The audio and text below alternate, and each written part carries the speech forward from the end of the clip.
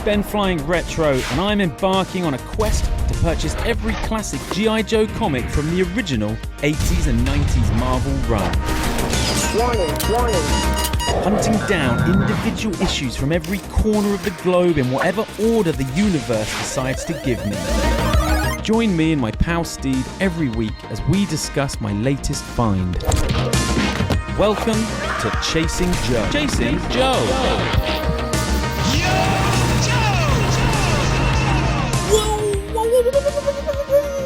It's episode 58 of Chasing Joe, and I am high on coffee. It is past midday. I've broken all of my life rules. I'm having coffee past midday. Hello, S-Jubs. Hello, Benjamin.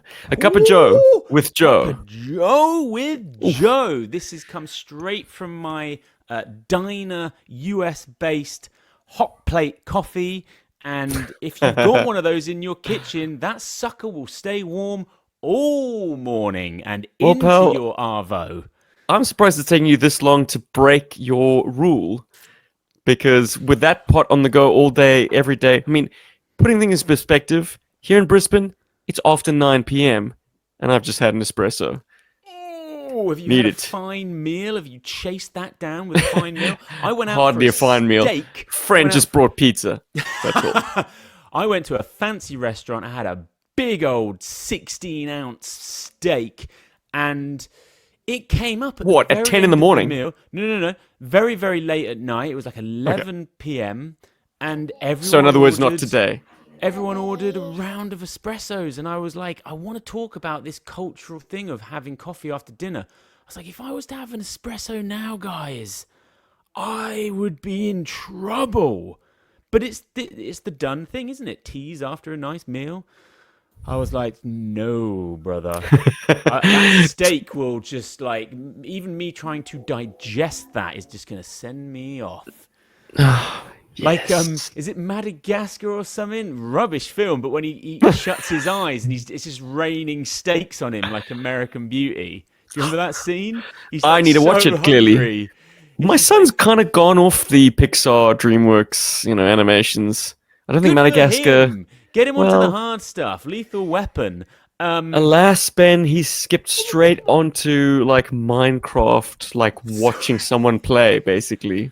Look, guys, if you're watching this show, there are going to be moments where I'm just going to flip out Jerry Maguire style because it's coursing through my veins. Now, tell me something. I'm going to show you something, and you just tell me if they have infiltrated Australia. I know that they have because I saw the queue for Pop Mart made onto the BBC app in Melbourne. It was like 2 mile long queue. Here we go. Dun, dun, dun, dun, dun, dun, dun, dun, dun, dun. Oh, jeez. What's a old news, pal? West Jobs? Is that a genuine Labubu, not a Lafufu or whatever else? No joke. I've got a contact. You got receipts? No, I've got a contact, and she's been getting these into her independent toy bric-a-brac kind of store. And she gives me a ring when they come in, and I go down there and spend a lot of money. Now, we have got 1, 2, 3, 4, 5 Labubus. Okay. But I got the one I wanted. This, my friend, is loyalty. What the fuck ever, Ben? Explain this. Listen to this man. Well, look. Dude, this is a G.I. Joe podcast. We are old, okay? We do not know what a Labubu is. Because we stepped off in the Beanie Baby era. Phoenix had a raging party last Friday, and I had this how did it go? I had this sucker clipped to my baggy, saggy jeans, and I was getting some props. Look, I haven't got time to get into how it went. It was freaking wild. Oh, sure. It was already, like, I was like, well, you've already had a better party than A, I ever hosted, or B, ever went to. It jumped up a notch. There was a lot of alcohol. We kind of lost control. Jeez. It was like Project X. There was kids doing backflips off the top of the climbing frame. There was motorbikes. There was What? a lot of girls basically not wearing anything, highly Oh no, inappropriate. There jailbait, was Ben. there Virtual was eyes, old man. there was pashing. What is it about teens? They will find the corners. They will find the pockets of your house or garden you didn't even know existed. There was one sweet kid though that was so into Transformers, and it was an outside party, but kind of like Zombieland. They kept coming in. Of And course. we couldn't There's like. no way to I keep was them like, out. you So this can't kid keep was them out. interested in Scout's Transformers collection? Well, they were very, very interested in our house and Yes. couldn't really handle the fact that we were adults and had toys. And he caught Ceremonial Starscream and he just unloaded. What's up, buddy? All right. Elliot wants to know what a Labubu is. So Oh, no problem. let's hear it. This is a Labubu, Elliot. Now, it's difficult to describe what it is. I think it's a little bit of a furry demon, maybe? Half cute, half terrifying. But this is my favorite one. This is the one that I wanted, and they're blind boxes, so you never know what you're going to get. And I got him. He's so cool. I clip him on my rucksack, my rucker. And it's an amazing... And your baggy jeans. Yeah, and my baggy jeans. And it's an amazing talking point because wherever you go, if you go to a supermarket and there's families, there's kids, they're just like, oh, a Labubu, a Labubu. Because they are actually quite difficult to get hold of, believe it or not. Yes, this is the bit that I do know a little bit about. Although Emma now tells me that it is crashed. Easing up. It's crashed. Okay. So there's a... Oversupply now. No. A bit of a backlash, which Emma is furious about because this is a female collectible, and it's kind of like it's okay for dudes to go nuts and buy loads of action figures, but when loads of women are buying something, it's like, oh, this is stupid. This is not ethical, and it's like. Well, evidently, it's not just women buying these things either, though, Ben. No, it's me. I can't stop. It's ridiculous. Now, there's different types. There's the sitting kind, where they're in a kind of seated position. They come with beautiful trading cards, which I get in a top loader straight away. You know, what's not to like about things that are fun and furry?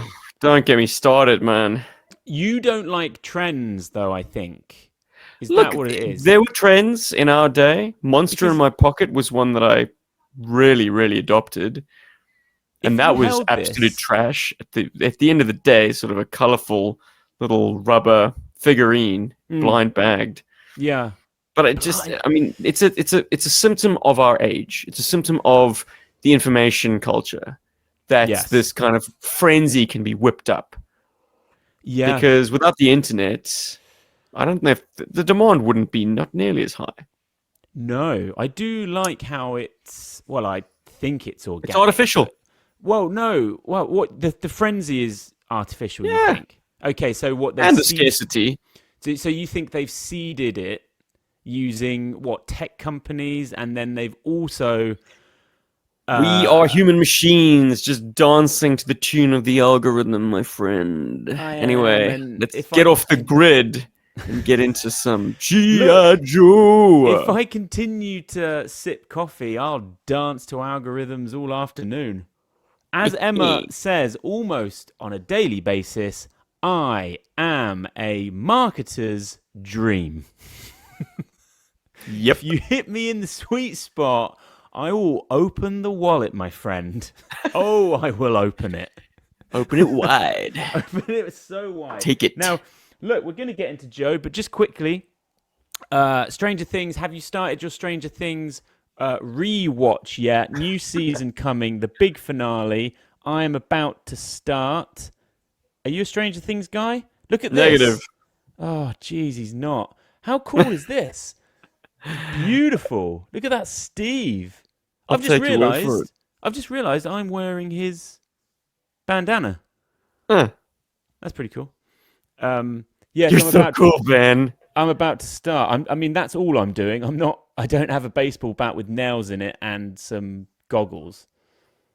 Yeah, it's good times, man. It's good times back here. I do have a comic. Um, And it's been deckled up, man. That's super cool. That yeah, mailer. because these are all coming from Whatnot, and they are all coming from the same seller who All goes right. by the handle Comics and or Un Stuff. Comics and Stuff, big comic seller on the Whatnot scene, ships internationally. And this boy, I'm actually seeing him tomorrow because we're going to an arcade. He streams daily, 4-hour streams, just shifting comics. But he has told me he has stopped buying ARA because he's a bit of a condition snob, and he basically gives me his discards.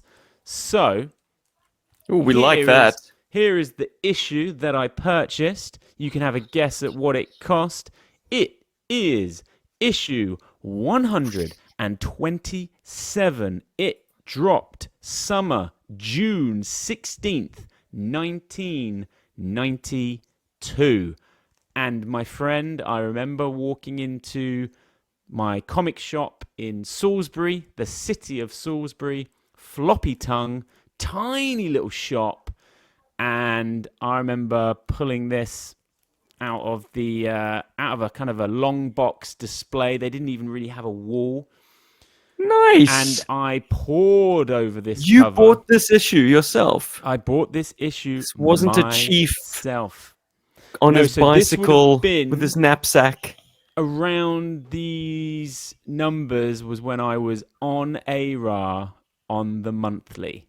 Nice. And poring over the covers and the artwork. And this is kind of where I was at the beginning when we started this show, where I have these memories of just being up late, mum watching TV, and I just started collecting, so I'd only have 8 issues or something, and I would just stare at them, and they were just so sacred to me. They were so American comics. They're an unusual size, S-Jumps. Why are they so diddy? Look, Why do they have so much color?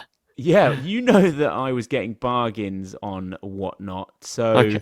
how cheap do you think I got this book for? Let's work in sterling. Oh, he loves to jump around because he doesn't want to convert. Okay, I'm gonna say you paid £1.50. No, they were £1 starts, but I got it for £3. Okay, that would have been my next guess. Yeah, so running total is at episode 58, £244.48. USD 328. That figure is getting up there, but it's not as high as it would be because I have had 19 extremely welcome 19? donations. 19 donations. What absolute legends! I know, that's a lot, isn't it? 58 episodes, 19 donations, and the donations are still coming thick and fast, and they're helping me out with some tricky issues. But let me Hop into the DeLorean, perhaps. well, now there's an international re-release, yes, coming up October the 20 something of Back to the Future. They are also releasing, I watched a Casio advert featuring that DeLorean, and it's £100. I'm buying it. It's essentially this watch, the calculator version of the Casio, but in a silver metal flux capacitor Oh, nice! kind of edition with a beautiful, on the underside, beautiful embossed flux capacitor drawing. Does it metal eat keys. batteries? It doesn't have any lights up flux capacitor function, does it? I think it does. So this one doesn't have a torch, which is actually highly annoying because you cannot tell the time at night. And even the Casios back then they actually just had torches. So that's kind of useless still. It wasn't until they got the tech where it went blue that you could actually see the time. But anyway, I'm going to be getting this watch. I'm going to be booking tickets to see this anniversary. So, yeah, very excited about that. So, look, we are Global in the release, you DeLorean. say, on I the think 31st? no, no, On no. And there is. It's obviously a significant date. Yeah. So I mean, there's an actual. They've made an actual trailer. So it's I don't know, man. Sometimes I feel like I'm on the dark side of the moon. no, I'm dude. gonna This look it isn't up. just some Bournemouth like rerun. This is a thing. They are. And look, as I just said, I'm a marketer's dream. Like, there's going to be a lot of Back to the Future merch being pumped out. I'm a little bit worried about this Casio because it is limited edition, so it's probably going to have to be iPads at midnight, which is just the way of the world when you want something these days. The never-ending coffee. Na na na na na na na na. But look, this is just vintage. It's June, and what is number one at the box office? It is the dark ass brooding Christmas Batman, Tim Burton's Batman Returns. The story goes he handed this into Warner Brothers and they were like, "What? We don't even know how to market this as a summer blockbuster. It is so gothic." They gave him a free hit on this one. I think this is what he wanted Batman 89 to look like. It's the most Tim Burton film you've ever seen. I love this film. It's only grown on me the more I watch it. I think it's aged like a fine wine. It's so closed. It's like he only built a few streets of Gotham and the whole film just plays out on these snowy streets. Big fan. How do you feel about it? Would you be sat next to me watching it? Hells to the yeah, man. Yes, And I you think would be. I watched Returns more than I watched Batman. Yeah, maybe. Somehow I feel like it was more fun, accessible? maybe? Okay. Well, good two villains. Yeah, Yeah. I always had a thing for Catwoman. Damn. Yeah. Oh, fantastic. one- Selena Kyle in this film, fantastic. Yeah. Look, I refuse to fall into the camp of like overanalyzing it now because you know the adult lens is kind of kicked in. It was fun back then, and I still feel like it's a great ride. But they make a good point for a Batman movie. It's got not a whole hell of a lot of Batman in it. I just look. Look. This is a GI Joe pod. We've got to get onto the comic, but We do. the way that film ends has me jonesing for that Tim Burton Batman 3 film. Feels like he would have made a very succinct trilogy there, and I would have loved to have had one more Tim Burton Batman film. I think Keaton AI was will grant you your wish, Ben, my Do you man. think- You do you have think- the theory that in 4 years' time you'll be able to just enter a prompt prompt it. box on Netflix. Prompt it. I will. I Prompt think your it was- Batman 3 Burton style with Keaton in the lead, Billy D. Keaton- Williams playing Two-Face. Keaton was too big for his bat boots. He was asking for like absolutely colossal amounts of cash for that third Well, that's film. fine. Give it to him. But he punched out when Joel Schumacher got tapped. Yeah. That was Well, what look, tore it. He was like, if Just to Burton's keep- out, I'm out. Let's just keep this dank theme going, and it's a double bill. We're going to go see Alien 3, which, as a kind of alt grunge kid in the sixth form common room, we love this film. Now, this would have been one of the first films that I remember there being a public backlash to. Like, it was written about, it tanked, it bombed, it was garbage. Sigourney Weaver got a very large paycheck to shave her head. There was a little bit, Fincher was like 26 and almost having heart attacks on the set. And yeah, a grunge kid loved this film, but it's different to Batman Returns because I've actually come around to not enjoying it as an older gentleman, and it is full of flaws. Although it's a very interesting take, and I'm here for that. I'm here for how different it is. It is very muddled. The studio got involved. It is a bit of a hot mess. Where do you stand on Alien 3? Excellent video game, by the way. Just muzzle flash. yeah. Just muzzle flash. We'd never seen it as kids. Like, you'd fire the gun. You didn't see the bullets, S-Jubs. They were just there. It was cool. It was cool. Anyway, Nice. thoughts? Well, it just occurred to me that, like, had I been more invested in the Aliens films at the time, Alien 3 would have been the revenge. What's Ryan Johnson's Star Wars movie? Oh, dude! Why It would have would been. you It would have been sour our lovely show? for the simple reason that Alien 3's lasting legacy for me is to diminish your enjoyment of 1 and 2. Okay. Because they kill Newt, they kill Hicks off screen. Ripley she dies by the end of it. It's such a harsh cap on what has been this like survival story for so long. A prison planet full of rapists. It's so freaking dark. Yeah, It's not fun. It's very murky, but a truly great director was being born out of this, because his next few films he would go on to really nail that dank style. Anyway, let's get you out of the theater. We're a little bit depressed after seeing that. I'll put the radio on. It's Crisscross with I Can Make You Jump. Mac Daddy make you jump, jump, jump. Dragging you into Hollywood comics. X-Men issue 11. Charles Xavier and Psylocke use their psychic abilities to take out Mojo. Such a good villain.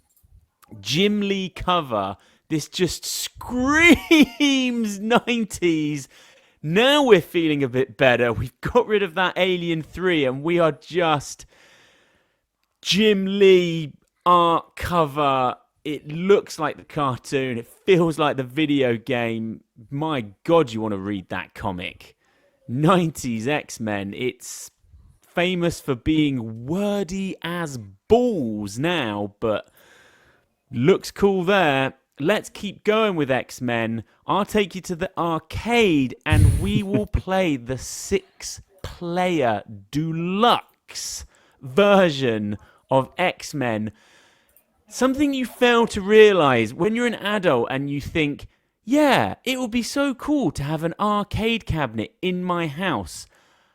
There is so much wood in an arcade cabinet. They are so big. They don't feel big when you're in a big bowling alley or cinemaplex. Look at the heft of that cabinet. Now, I don't know if I ever saw the 6-player version.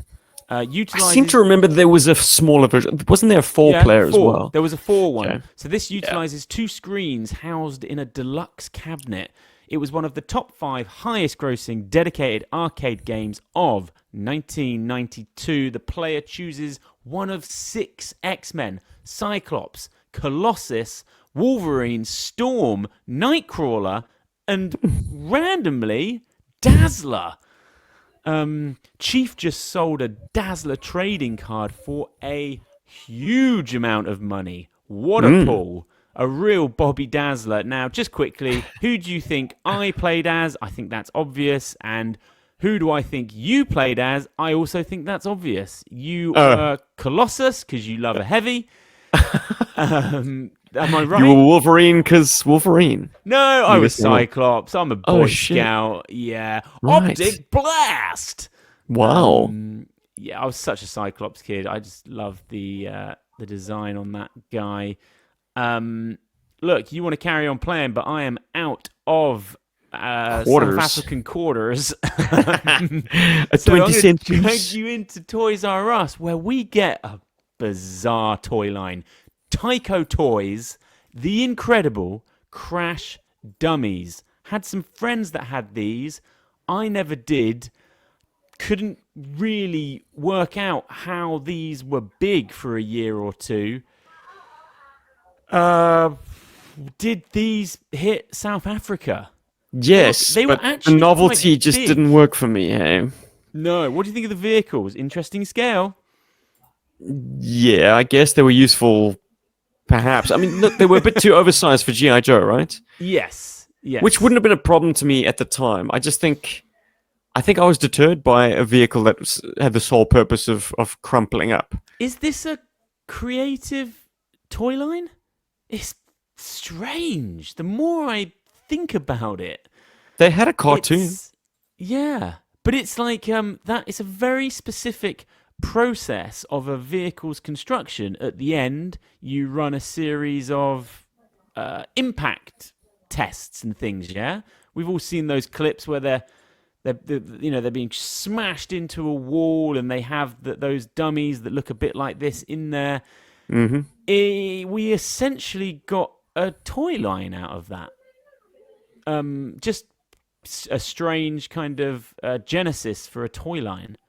Hey The man, crash I'm glad it dummies. exists. It's a wonderful oddity, but Yeah. it's absolute poison at the toy aisle. Mm. I wouldn't have touched them.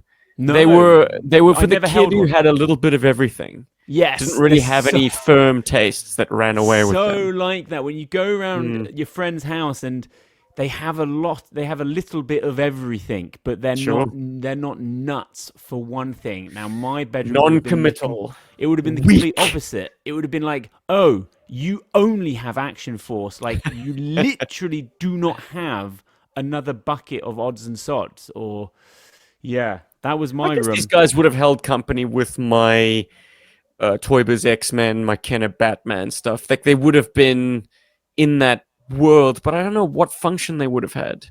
Like at least if I had a Terminator figure, they would be a baddie. Or if I had Yeah. like a Alien or a Predator, like other ancillary lines they could find, like the Masters of the Universe. They Mm, became sort of just muscle for the yes. X-Men to battle through. These guys, I guess, would have been maybe Hellfire Club goons because of Dude, can I their tell you something that's faces. made me deeply sad about one of Tell my me. toy cabinets? I've got Oh Storm no. Shadow version 2 in my toy cabinet, yeah? Got him out to have a little sort of look and a reassess. And he is the yellowest figure you have ever seen in your life. But when I put him in that cabinet, he was bright white, as if he was washing with white vinegar. You gotta stop What's smoking, bro. no, but dude, what's is that just air oxidization? Because It's age. dude, it's Age, no, but it's not. sunlight. No, it can't be sun. There's no sunlight is hitting that full. So is it just air? Is it a chemical reaction with the very air? They are time bombs. Yeah, but why all of a So I'm sudden told. he's already really old. He was old 2 years ago. I don't understand what's I think happened. we don't understand these chemicals fully. Like, and their sort of proportions and mixtures in Okay. So you So think there's a difference first, between him being buried in a bucket I don't to think him in your case it's environmental conditions that have done it. I think it's literally oh just time. time bomb? It was a time bomb. As I Whoa, say, whoa, these whoa, chemicals, whoa! like things, the plastics are decomposing at different Yeah. rates. Okay, They're so you think interacting at different it's rates. inevitable? The I've been told the specific Uh oh. yellowing that happens with the white action figures comes from their fire retardant additives. So I'm nervous every then. bit of plastic has a bit of sort of anti, I suppose, I'm fire. rebuying. I'm Um, rebuying. Go for it. If it I'm bugs you, rebuying. Oh, are you kidding? It's not the same fig. It's like it's but know so that you might not yellow. have any fortune with another one. Well, And the what's happening photo increasingly looks with white. sellers who know what they're doing, Uh oh. they can do a sort of a whitening process on the Yeah, plastic, they can turn that which exposure up. apart from just trick photography, they can hit it with Salon 40. They can hit it with Mm. hydrogen peroxide. They can hit it with UV lamps. to just brighten that white again. But that is temporary. Yeah. It will ultimately yellow, brown. Well, there's I mean, nothing temporary. some locations, yeah. I mean, if you were collecting in the Philippines, your storm shadows would all be brown at this point. Like, Do not like that. it's I do not. you can like thank that. Limey or Blighty for letting you have a white storm shadow for as long as you did, pal. But getting on to the main event. Takes Manhattan. Yeah. Battlecopters, Chrysler Building, nighttime, searchlights. Oh, this is a cover that revs my engine, simultaneously pumps my Breakfast Club nads. Come on for this cover. You don't give rocks about covers, but I love this cover. Loved it when I was a kid.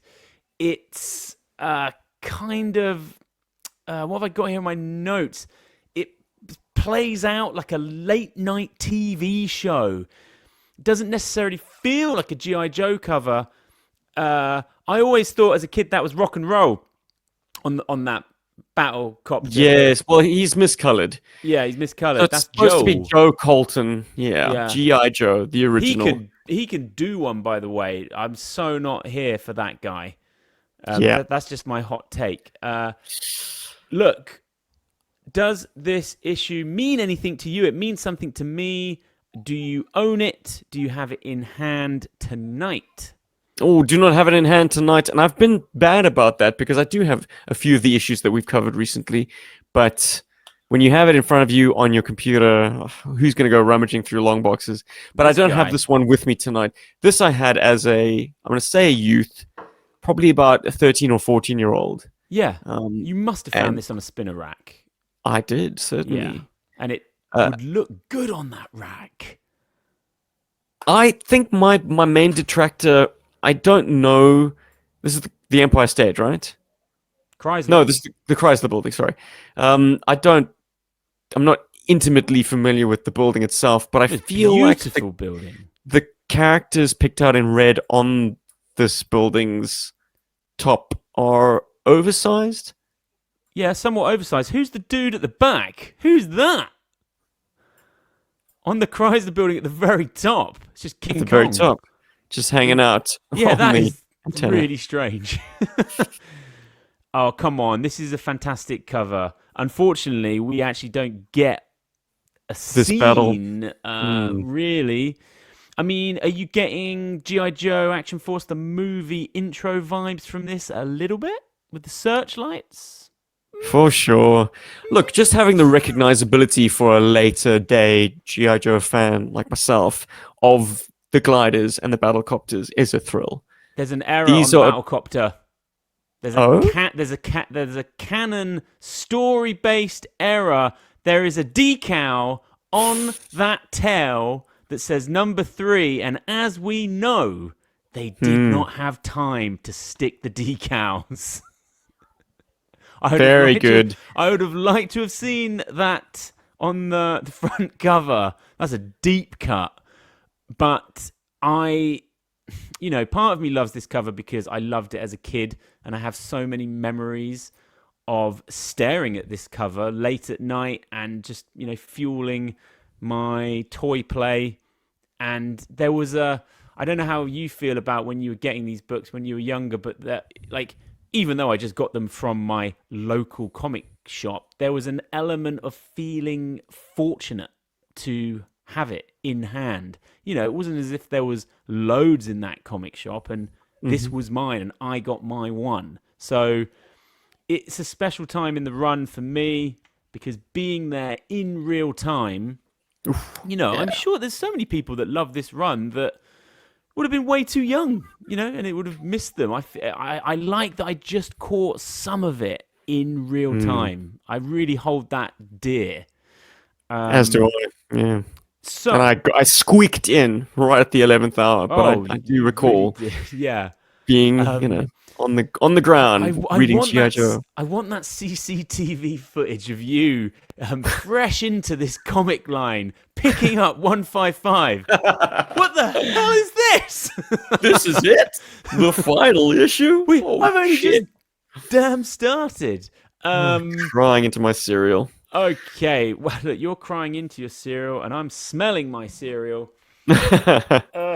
Gee, God, I honestly, I know that I've said this one before, but this really does stink of like bowling alley carpet that just smells of cigarettes. This stinks of cigarettes. Well, that Oh my explains why your storm shadow's God. suddenly gone yellow. No, it really does stink. Surely no one is smoking cigarettes in 2025. It's a nasty habit, and it is poisoned the pages of one of my favorite issues. Oh, but it's so good. Now, what did I want to say? That's apt that I was talking about bowling because, as well as going to the arcade tomorrow, we are also going to the bowling alley where I'm going to Nice. smash everyone because I play regularly. Ooh, Kim does not, and she went bowling with some work colleagues the other night, and she woke up Uh-oh. very sore. Barriers up. Yeah, you'll get sore. You will get Damn. sore. The glutes. We have got Wildman is grasping the art stick in this issue, playing with the big boys. There we go. And would you like to do one of your famous synopsis? So, Brocker Beach is a Cobra-held town, but it's about to have a very big drug problem because Headman's moving in with a shipment of narcotics, and is doing so with impunity because he knows that Brocker Beach is Cobra-held and, as such, will not incur any kind of authorities. GI Joe's on his trail, but Cobra want to take him off the map. They have gained access to GI Joe's orbital laser system, or pulse ray. Basically, death rays from space, man. Love that. Cobra managed to commandeer the laser and wipe out Headman's drug freighter. That's pretty much the broad stroke of it. The minutiae we can get into. It's neat, it's concise, succinct. It's what we have all come to expect from an S-Jubs synopsis. First up for my notes on these very early pages, going to get straight to the plastic. Gulf War 1, Duke. We've spoken about him before. It's a kind of... very nondescript. Yeah, but it's a contradiction because I like it and dislike it at the same time for different reasons. I dislike it so much. I don't think it works on the page at all. It diminishes Duke and his influence and his authority. If anything, how this plays out, you would assume that Stalker would have been the higher ranked Joe, I think. Yeah, and he's also dangling a need to know in front of Duke as well. Because Stalker's been to the Chrysler building before. He knows that the orbital laser controls are in there. He knows Joe Colton. He knows Jane. Like, he's been there before, and he's telling Duke, like, you don't know any of this shit, Duke, because you didn't have a need to know. Like, Stalker's the man. Duke's the pleb. I am here for the hint of that Boy Scout blonde locks that he's got just sneaking out the back of the helmet there. It's like, okay, there's a Duke in there somewhere. You just got to find him. Talk to me, if you will, about this kind of lovely, more senior 90s Stalker color palette we've got going on. Well, the white pants don't work for me. I mean, it's the colorist's best job to try and translate these. I would say they're cream or like a goldish cream in the action figure. But yeah, look, it's 50% of a great action figure. The head sculpt is terrific. It, of course, has a backpack which you need to unscrew from the back in order to make him a usable character. But once that's done, he's got this cool black battle jacket on top. The berets never looked more awesome. He's got all the sort of the mod cons and trappings of a 90s figure in that he's got a more swollen physique. He's definitely a more durable action figure. But my biggest issue with him comes in the fact that he has about a dozen magazines all on one shin. Yeah, Weird choice for an action figure. He doesn't feel like your field stalker, really. This feels more like an HQ stalker. Yeah, actually, and you're onto something there. There's a video game where he is your ops guy. Like he's the one on Okay, the radio, kind of I giving you feel like your orders. he's aged up a bit in this part Sure. of the run, and he is an old dog for sure. He's still highly skilled and competent, but yeah, I mean, look, Stalker features throughout the whole goddamn run. He's an Mm-hmm. OG that makes it to the end. It's impressive. Predates Duke, so yeah, maybe in many regards he is the senior man in this setting. But look, let's just gloss over the first few pages because Right. when I Get was a into the action. kid, I went straight to a telephone switching facility in the New Jersey marshlands. These panels are just in my memory. They are in the etch-a-sketch of BenFlyingRetro's mind. The Techno Viper. You've said it before, but it is the sexiest Viper. There's no need to change after work. You go straight to the club.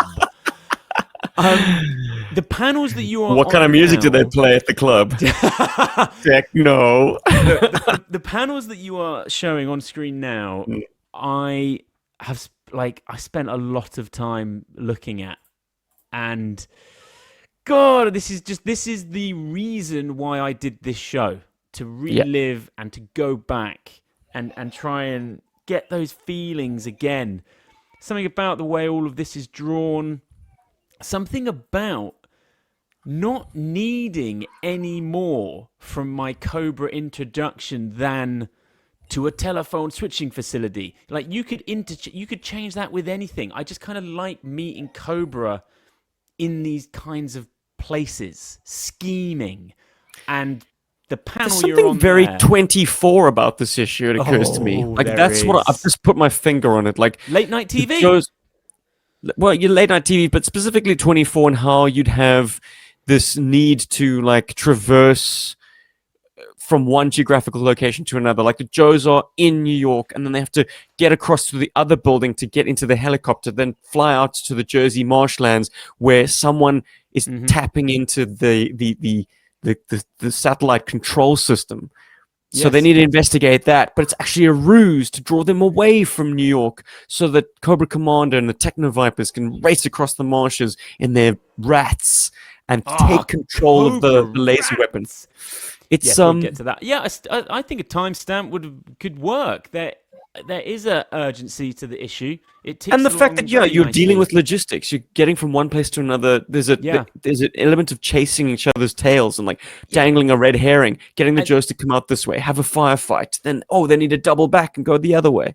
Yeah, and then like cutting to busy Manhattan streets, and they're like going across that trope of going across the taxis, the roofs. There's some nice stuff in here, and a lot of urgency, a lot of maybe not knowing exactly what's going on, not recognizing Cobra walking right by you at the very end. But look, that panel you just had, I would very much enjoy a seat at that particular poker game. They've got a lot of Cobra Cola there. How are they drinking said cola? Just to imagine Cobra Commander just lifting up the rag face. Don't know what the Techno Viper's doing. Just splashing it on his face? No idea. Well, it's established in issue 24 that Cobra Commander has a straw. So I guess maybe it's standard by this period of the Viper helmets all having like extendable little proboscises. This is Cobra as well. So would we be right in thinking that Cobra Cola is laced with, I don't know, something more than just caffeine, some performance enhancing drug? I don't know. You could be onto something. And I tell you, I mean, Ben, like for someone who is and isn't in the thick of the action, Cobra Commander does a shit ton of amazing action in this issue. He's piloting a glider, he's rappelling down a skyscraper, and then he's doing undercover work and blowing right past the Joes, Does he hiding in pilot a plain rat, sight. or is he He does. passenger? Oh yeah, he absolutely does. No one's driving that rat for him. Yeah, He now that is. I have to say, that is a really exciting scene where I can just hear it when I'm reading it. The approach to Manhattan as they are full throttle on those things, and there's a in my head there's a high pitchness to the Cobra Rat, and it's just look at the twinkling of the stars. I've actually got that in my notes, but not for this page. But I like how he draws night for night. There's Mm. the scene where the laser is firing. Oh I yes. am so here for that because he's got actually drawn black. That is actually quite rare for night scenes. Normally you get deep blues, but he's got everything going on there. It's a beautiful page. So yeah, look, I'm a fan of Wildman's art. You're a fan of Wildman's art. Oh yeah. It's Even this nondescript boat that yeah, I the knew you were going to battle, bring that up. I the knew it. DEF are riding. Well, look, DEF the Shark Cutter. 9000, I guess, in its prototype guise, was gonna be green, It would so have worked there. we can forgive the colorist, but like, I don't know if Wildman really had a decent enough like image of the thing to work off of.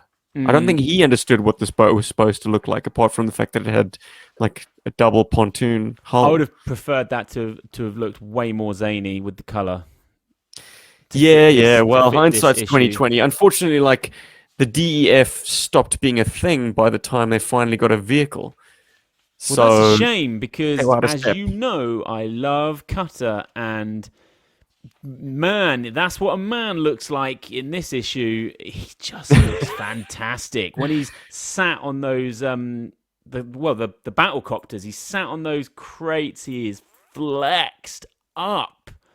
Fantastic character, fantastic figure. I But still what need I'm this wondering is, version. Ben, why the hell Mutt is piloting his boat? Yeah, why Come is on, Mutt Cutter. also? It's just not a great Mutt, is it? It's more Ninja Force than anything. I don't know. Not a fan of that one. Yeah, the But yeah, way no, yeah, his you're right. blouse kind of hugs his biceps, it's a bit weird. Yeah. What else have I got here?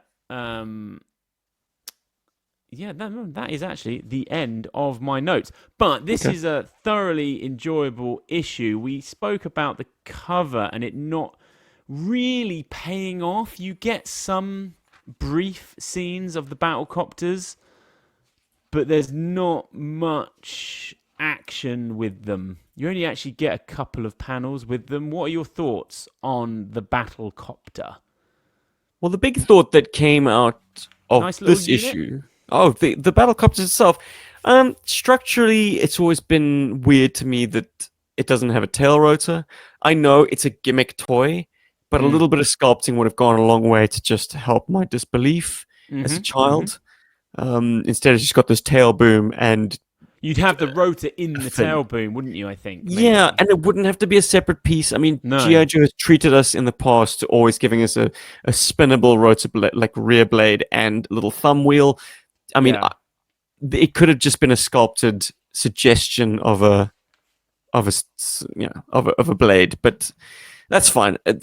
The toy itself, yeah, I mean, it's something that was a playable vehicle in GI Joe the video Mm-hmm. game for Mm-hmm. the Nintendo, so I already had an affinity for it. Had one growing up and just wished it had like some kind of fixed weapon. Because with Yeah. both hands on these control sticks, You're the character highly isn't going to be able to fire exposed. something. I mean, it's a duck shoot, isn't it? Yeah. Well, all helicopters are extremely vulnerable aircraft. Now, the thing that jumped out at me on this read, Go on. they hang a lantern on. The Cobras are plugging into the laser firing circuits. We've got to stop them. How? There's no place to land on these buildings. And then Joe Colton's like, well, we got to go back to the Pan Am building, which does have a heliport. Obviously, the Chrysler building was made in a time where, I mean, the only thing you could hook up to the top of that was a dirigible. Yeah. Yeah, Helicopters they're in weren't a the thing yet. Pan Am. When I hear Pan Am, I just think of Catch Me If You Can. Totes, Pan dude. And Am. Pan Am, they went defunct, didn't they? Yeah, because Sure. but most airlines kind of kept going, but I don't know what happened to them. They must have been bought out by someone. Gobbled up. Because we get the Yeah. Tomahawk, we get Wild Bill And he's landing on top of the on. Pan Am building. But my point that I wanted to get to was they say that they can't stop Cobra because they can't land their battlecopters on the Chrysler building. Hmm. Don't you guys all have assault rifles? Yeah, Like, you isn't think the more surefire way of stopping Cobra just like gunning them down? And incidentally, getting the main man himself in the fire, in the crossfire. I mean, they didn't know the Cobra Commander was personally overseeing this mission, like actually on the freaking building. Yeah. But this could have been a major, major victory for GI Joe if they just like shot the enemy. Yeah, but not from Um, them battlecopters, because I think as soon as you take your yeah. as soon as you take your hands off one of those, I think He's it's no gonna prize, do, ladies and gentlemen. Well done, Ben. he's gonna do twirls. Yep. I buy it. I buy it. And why do they have the bloody guns up front to begin with? I mean, surely it's far more safe to stow it Do you behind you. like the Tomahawk approach to the makeshift Cobra headquarters? Little kind of Ooh. action set piece there. Oh, And they talk yeah. about the chin gun. Well, the action's always going to be a little bit foreshortened. Like, Sorry. yeah, man. It's right on top of the Cobras, and it's all hell breaking loose, and it's very exciting. Where's Um, Lift Ticket, man? Yeah, he's always been passed over by Wild Bill for that position. But hey, Wild Bill has more swagger, Yeah, he's so got a lovely yellow kerchief. it's his like what is it? Civil War reenactment cavalry outfit. It's He great. would look good in a reenactment, actually. It So yeah, Lift Ticket is. didn't get a second version, and that's your meta reason as to why Wild Bill is being featured as the Tomahawk pilot in this instance. Lift Ticket didn't need another version because he's Yeah, but you got to perfect. sell those action figures, boy. Yeah, maybe you do. Maybe you do. But You do. should we just get them assembling? No assembly. There's some good comedy beats in this issue as well. Hell yeah. They when I like it when Cobra they pull up to the dock in their rats and they hail down a taxi. Take us to the Cobra consulate building. Gee, I would have never guessed you was going there. Ha! Everybody's a comedian. Because Nice just to touch. have those rats just kind of floating, tied up to the dock is funny. The one Technoviper does look a little bit concerned. If I'm reading his body language right, Yeah, I it's know what like, I mean. He's like, are we just these are not leaving going to these be here when we get back. Yeah. Those are absolutely not going to be there. They look These- so cool. I know very little about that toy. Well, thanks to this issue and its appearance in the catalog, which was a beautifully photographed shot of the rat, probably its only good angle, and some very tasty lighting, making it look like a deeper red than the actual Has it toy. got that rat decal on it in the cool writing? I get, yeah, the cool writing's definitely there, but I Yeah. mean, the rat is a woefully bad toy, but I No. absolutely wanted one. Yeah, It's that's just fun. it has no underside whatsoever. It's completely hollow underneath, and it's too big for what it is. If it was the size of the way it's illustrated here, man, Serious cannons, man. dude, 4 miniguns. Whew. It's Yeah. a wall. Zero So basically, rockets. this thing, like these things are being moored at this nondescript dock with no one guarding them, and they have 6 miniguns. Those things And are they're some expensive jet-powered pieces as of hardware. well. They are jet powered. Mhm. So they don't have a prop by the looks of it. No, they are They're jet being powered. Yeah. propelled by that. That would make them handle so oddly. Like Oh, it's absolute death the- trap. Yes, what I mean. You are straight gunning. It's like there's no delicate turns there. Oh man, they are so cool. Yeah, big highlight. Anything else to say about this issue? How does it all wrap up, S Jubs? Oh, well, Headman gets his freighter destroyed by a bolt from the blue. Mm. And that stops him cold. And that kind of wraps up on the headhunter's appearance and the use of the DEF within the comic book. Like, How this do is you their like? big finale, and it's not even their issue, really. They're not the stars of the show.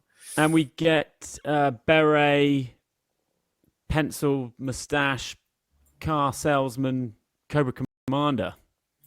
Vowing that he's going to kick off some proper operations against Yeah, he GI Joe. seems full of gusto at the end here. He's like, hang on, this went rather well. Okay, let's ramp it up. I do like that. I do like that too. Yeah.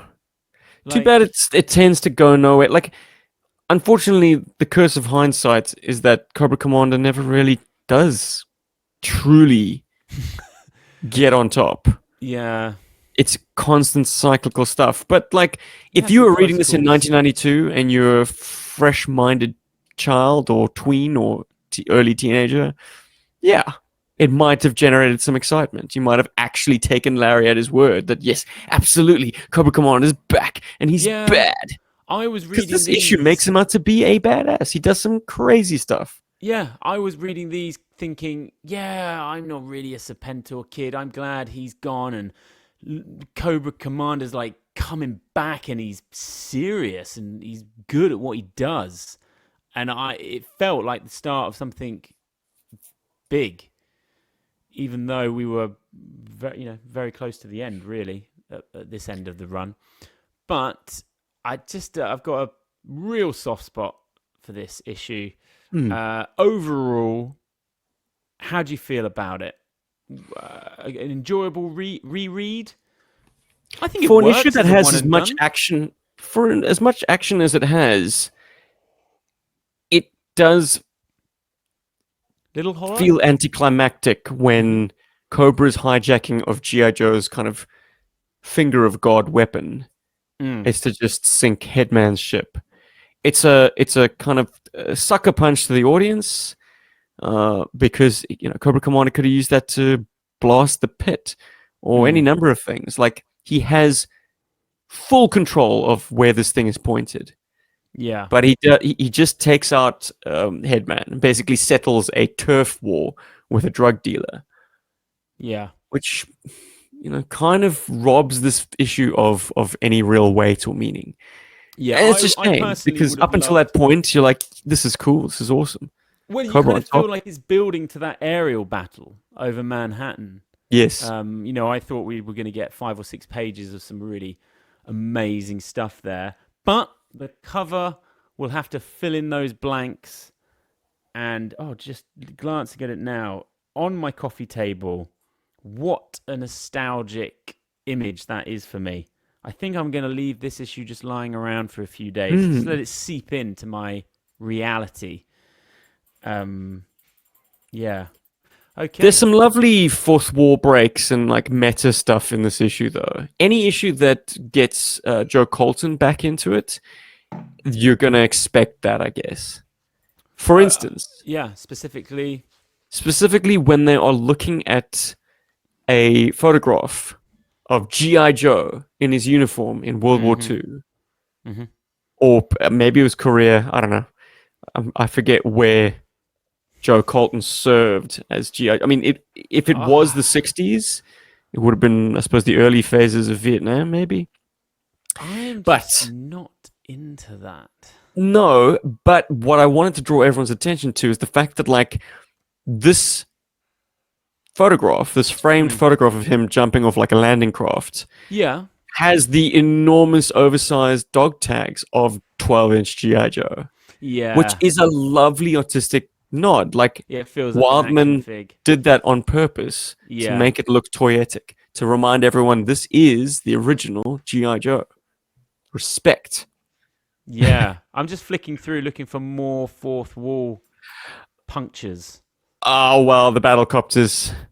I'm seeing a lovely Marvel Series 3 trading card advert. That line from, I think it's Mutt, saying, "Those Battlecopters snapped together faster than I thought they would." Damn and Bulletproof straight. is like, It's easy if you don't read instructions and skip the decals, which Ah, is true of every GI Joe vehicle that ever there was. I mean, who among us meticulously read every little line of text on the on the instructions and blueprints before you assemble the thing? Nah, yeah, we no. just went in guns blazing, man. Like this goes in there, that top half snaps on to the bottom half, click. That aerial goes in there. Like you just went for it. Yeah, you went for it I as mean, if I you're speak for playing. myself. Did you do the same, Yeah, Ben? 100%. Yeah. 100%. My brother took the blueprints. Just look, I just discovered this. That's Let's have a apt. look. And we were Wait. literally Ooh, just talking no about way. that. How cool is that? There's an ad for the X-Men cabinets. Oh god, an ad for a freaking arcade cab. Is that the 4-player and the 6-player side by Yes. side? Yes, side by Amazing. side. And So I have no memories of that big one. I don't even know if that hit the UK. Maybe in London. I stumbled onto a fan-made remake of that for it's basically a ROM of the arcade cab, but they've added dozens of other characters like I don't know Jubilee, Storm, Yes, yeah. many more.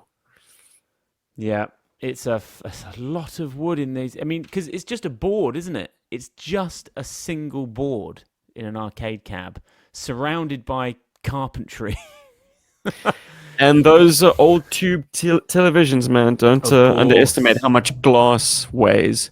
Yeah, no, you're right. Or is it glass? Is it plastic? Well, it would need to be glass at some point, and then It's they definitely got. But have reflective. it was always reflected, wasn't it? Yeah, but the Well, TV's kind of set down into the thing, isn't it? this has been a Good fun. reflective I hope there is episode. one of those cabs in your future, man. Well, I Will hope there there's be one one at the tomorrow. bowling alley? I hope Oh, there's one brilliant! tomorrow. We're going to a retro arcade in Croydon, and a fun time is going to be had. Although when you get there, it's about ascertaining what is broken and what works. And is it on free play or is it coin op? Yeah, it's all free play. Yeah, Love it. £20 gets you in, gets you a ticket, and then you just play. So yeah, what we actually tend The whole to fan end up. family, or was it just No, you this and is Phoenix? Chief and some Oh, London brilliant. comrades. Yeah, what ends up happening normally is we end up playing Bomberman. We just Wow. played Bomberman for hours. But I must go because I have to pick up children from their educational facilities. They are the government's responsibility until 3:15 or whenever it is. But good episode, S Jubs. Great episode. I picked up this guy today. Only connection to this comic book is the fact that he was released in 1992. This is Gung Ho. You picked him up. You don't mean you bought him today? Yeah, I bought him today. What? Where from? The local retro store. They occasionally have Joes coming in and out. They occasionally have GI Joes coming in. That's wow. You've blown This my is mind. 30 Australian bucks, which I suppose Ooh. translates to about maybe 15, 20 US. Yeah, I guess that's Came about with all right. his gear except the best of the best, which is a flag. He comes with an American flag, like just a piece of vinyl. Dude, That's I've been got it. printed I'll on. send it You've- to you, buddy. You've got it? I've got it. You- But not you the don't have the fig. fig anymore? No. Oh, shit. I'll send you that flag, buddy. And actually, Flag that points. that is I need to talk to you off air because Emma has something she wants to buy from Zara, but it's only in South African Zara. No And way. she was like, can S Jubs get it and then ship it and we'll pay him? I was like, yeah, I'm sure he can do that. With the greatest of pleasure, but it's astounding to me It's a Disney that there's an item in collab. South Africa, Zara. Is it a sort of a local collaboration? No, it's a Disney collab, but she can't find it anywhere, and she really, really wants it. But what I will do is I will post that American flag out to you. You can post the garment, and that would be a fair exchange. Wow. Okay. Well, until next week, I have been at BenFlyingRetro. Follow me on Instagram. I just got done listening to the flagship. What were you Mercer. on about? It was Mercer, and I was like, yes, Jubbs has just always got unfinished business with this character. But though you postulated, maybe he could have just been a Viper. And I was like, I think I would have preferred that. That kind of the holy grail of Luke in Stormtrooper disguise. That vibe. Just make him a Viper with slightly worn, ragtag vibe. That would have been so fun. From a play point Alas, of view. the classic O-ring figures, you cannot head swap Mercer into the Viper body. True story. I've tried it. They're not compatible. It's too loose. The fit isn't right. Not all heads and torsos are universal in the O-ring line. I think that would have been very unique and would have worked. Something I wanted to raise. Ooh, raise away. Because there is a bio in the back of issue 127. It is the Baroness. I won't expect you to read it. I mean, some amazing art of Baroness. It's just spectacular. George Perez on pencils. There's no letters from the pit. Postbox. No postbox the pit in this issue. So some ways back, we covered the final part of the Snake Eyes trilogy, where you had that incredible set piece of the sort of human chain of Tommy, Snake Eyes, and Baroness hanging out of this collapsing building with a Cobra helicopter approaching in the background. And Baroness plunges to her death, only to have Storm Shadow, like Superman, jump through the air, catch her grapple line from Snake Eyes. Now, what I failed to mention, and what this particular layout of the Baroness biography makes very clear, is Baroness was responsible for gunning down Storm Shadow to death. Okay, we've read that issue too, on the beaches of Cobra Island, and for him to then turn around and save her life, that just magnifies what that act was like. It's so interesting to have this very soap opera kind of connective tissue between these characters. Yeah, and very layered. A lot of history there. Yeah, because what's the real time difference between those moments? Like maybe 4 or 5 years. That's epic. If that. Yeah. Callbacks and things make you feel like the creators care, don't they? You want something to be continue, like evolving, but you like it when it loops back. So you feel like you're getting this fully formed thing. And unfortunately, the opposite is true. That when creators couldn't be asked to remember their own work, but the fans do, and they're like, what? How does this character do that?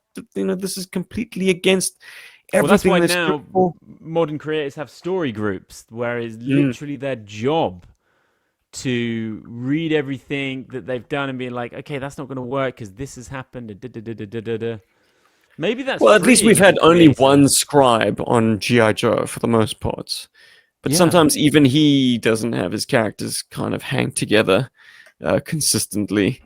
And sometimes you're just a dude sat down writing a comic book, and it just flows out of you, and you have to respect that. But in this instance, I'm delighted to see how thick the continuity is on these characters.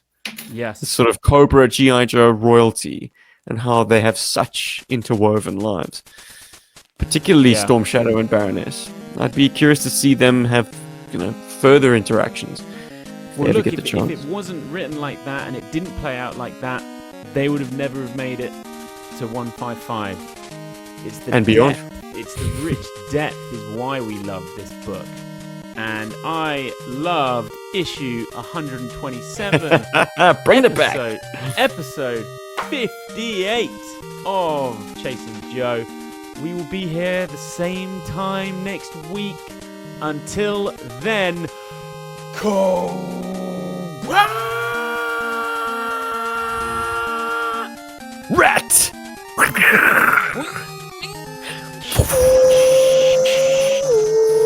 Just just once, I wanted to see those miniguns open up. 4 of them. Yeah, straight lines though. I mean, everything is straight with those. Until next week. Bye-bye.